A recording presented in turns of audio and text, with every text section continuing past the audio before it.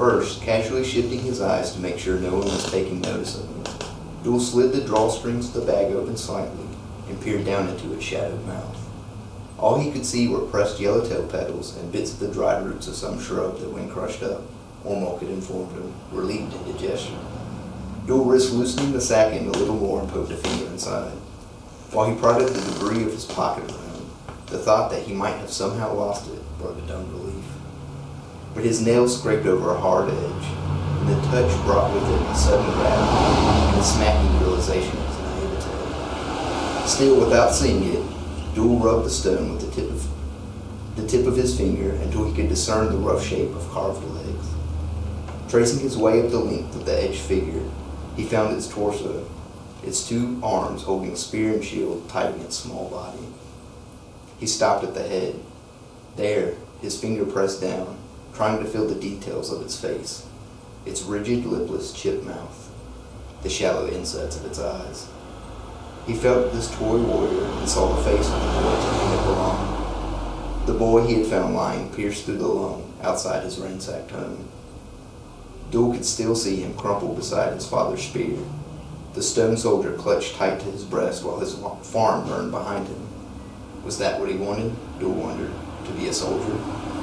Worse than anything, it seemed, so badly that dull image was what he thumbed as his last breaths failed him.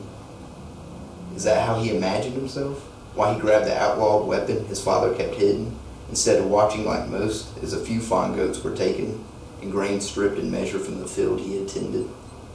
Did he not deserve more leniency for his impetuous age than a single stroke and fire?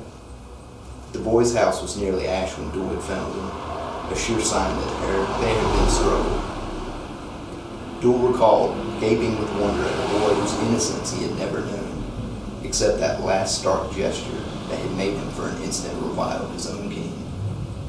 Tana's greed was growing as legendary as his success, crushing those that showed him the faintest hesitation in submitting, encouraging wanton raping from his youngest warriors to the extent that the poorest of those who submitted to him were forced into destitution.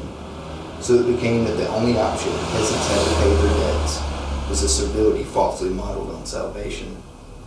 Never before had Mida's king condoned or forgiven such aberrant violence as was allowed in Tana's reign. Despite urgent shame, honor would not let Duel confess the ingratitude he felt toward his sworn lord.